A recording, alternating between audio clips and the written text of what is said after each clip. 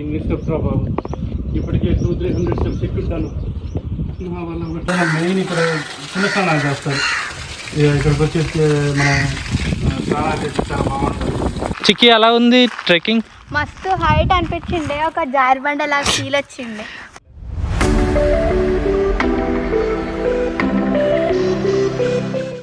అంతా off roading చేసి వచ్చాము, ఇదంతా మొత్తం మడ్ రోడ్లో వచ్చాము.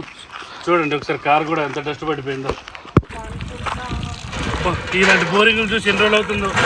ఈ బోరింగ్లు ఈ డ్యామ్ దగ్గర మనం వచ్చి కూడా 15 years అవుతుంది. అప్పటి నుంచి కూడా కడుతూనే ఉన్నారు. ఇది ఇంకా మేము చూసిన ఇప్పటికే 15 years అయింది. ఇప్పటి నుంచి 15-20 years అయినా కూడా స్టార్ట్ అవుతలేదు. వెలుగొండ ప్రాజెక్ట్ మార్కాపురం దగ్గర, అక్కడ వెలుగొండ ప్రాజెక్టు డ్యామ్కి స్టెప్స్ కూడా ఉన్నాయి. ఒకసారి ఎక్కి ఎక్స్ప్లోర్ చేద్దాం.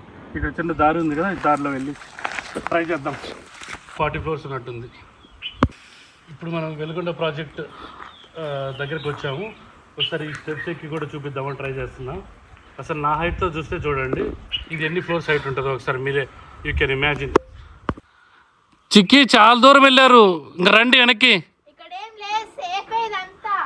చాలా బాగుంది, ఈజీగా రావచ్చు. నువ్వు కూడా వచ్చేసే పైకి. ఓకే వస్తున్నా, అయితే నేను కూడా వస్తున్నా.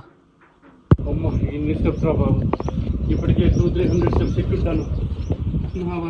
చూడండి ఎంత హైట్ ఎక్కుతున్నాం. వెలుగొండ ప్రాజెక్టు ఇంతకుముందు మేము ఇక్కడికి వచ్చి ఆల్మోస్ట్ 10-15 years అవుతుంది. అప్పుడు అంతా ఇక్కడ అంతా హడావడి మిషనరీస్ అన్నీ ఉండేవి కట్టేటప్పుడు టైంలో.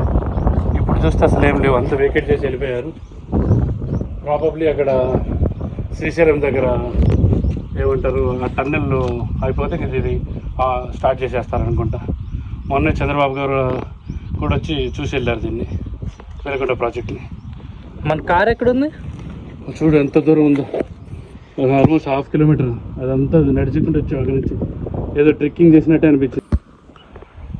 ఇక్కడ కనిపిస్తుంది కదా టౌను, ఇది మార్కాపురం. ఇక్కడ నుంచి ఆల్మోస్ట్ 4-5 kilometers డిస్టెన్స్ ఉంటుంది. వెలుగొండ ప్రాజెక్ట్ మనం ఆల్మోస్ట్ 10వ ఫ్లోర్లో ఉన్నాం. ఐ థింక్ నేను 10వ ఫ్లోర్లో ఉన్నాం అనుకుంటున్నాను. చూసారా అంత హైట్లో ఉన్నాము. 10 floors కాదు, 20-30 floors ఉంటుంది. ఎలా ఉంది ట్రెక్కింగ్? మస్తు హైట్ అనిపించిండే, ఒక జారిబండ లాగా ఫీల్ వచ్చిండే. అవునా, బాగా నచ్చిందా మరి? ఎక్సైటెడ్ గా అనిపించిందా? ఫస్ట్ టైం ఎక్కినా మస్తు ఉండే. చాలా హైట్ ఎక్కావు కదా, నీకు హైట్ ఎక్కడం అంటే ఇష్టం కదా చాలా. మా నీకు ఎలా అనిపించింది? Full excited. అసలు ఇది ఎక్స్ప్లోర్ చేస్తాం అనుకోలేదు. ఎందుకు మనం ఆడియన్స్కి చూపించడం కోసమే. అవునవును, లేకపోతే అసలు ఎండని బయటికి కూడా వచ్చేవాళ్ళు కాదు. వ్యూవర్స్కి చూపిద్దామని చెప్పేసి. కానీ మంచి ప్లేస్ చూపించాము, ఎగ్జైటెడ్గా అనిపించింది మాకు కూడా. మేము వ్యూవర్స్ కోసం చూపించినందుకే కాదు, మామూలుగా మాకు కూడా చాలా బాగా నచ్చింది కదా. చాలా బాగుంది.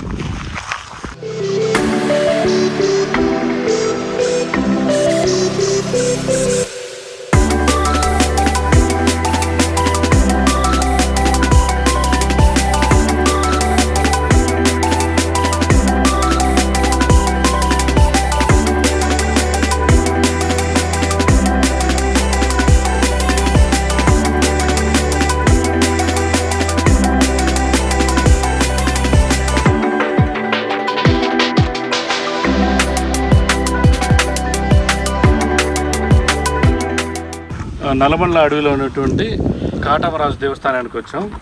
సో ఇక్కడ ప్రతి ఉగాది ముందు రోజు ఫుల్ పెద్ద జాతర అయితే అవుతుంది. సో మనం ఇవాళ ఉగాది రోజు ఉంటుందని చెప్పేసుకొని వచ్చాం. చూస్తే నిన్న నైట్ అయిపోయిందంట. సరే అయినా కూడా మనం ఏమన్నా చూపించగలుగుతామో చూద్దాం, లోపలికి వెళ్ళి ఎక్స్ప్లోర్ చేద్దాం ఒకసారి. ఇక్కడ చూస్తే ఈ వాతావరణం చూస్తే వేల సంఖ్యలో వచ్చినట్టే కనిపిస్తుంది. ఇక్కడంతా గొర్రెల్ని, మేకల్ని, కోళ్ళని బలిచ్చినట్టున్నారు. ఇక్కడ చెప్పులు చూస్తే కూడా చాలా వేల సంఖ్యలో ఇక్కడ చెప్పులు వదిలేస్తున్నారు, వందల సంఖ్యలో. అంటే చెప్పులు తీసుకునే అంతా కూడా ఉన్నట్లేదు, అంత క్రౌడ్ వచ్చినట్టుగా మనకు అర్థమవుతుంది. చూస్తే ఇక్కడ అంతా వాతావరణం అంత చిందరబందరగా పడేస్తున్నారు ప్రతిదీ కూడా. నాకు తెలిసి ఇక్కడ క్రౌడ్ని చూసి ఏదో లక్షల్లో కూడా వచ్చినట్టుగా అనిపిస్తుంది. చూద్దాం, అయినా కూడా ఒకసారి లోపలికి ఎక్స్ప్లోర్ చేద్దాం.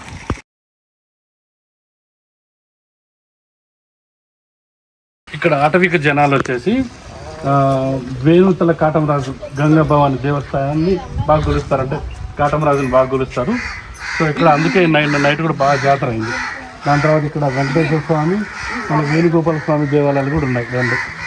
సో లోపలికి వెళ్ళి మనం ఒకసారి దండం పెట్టుకుందాం.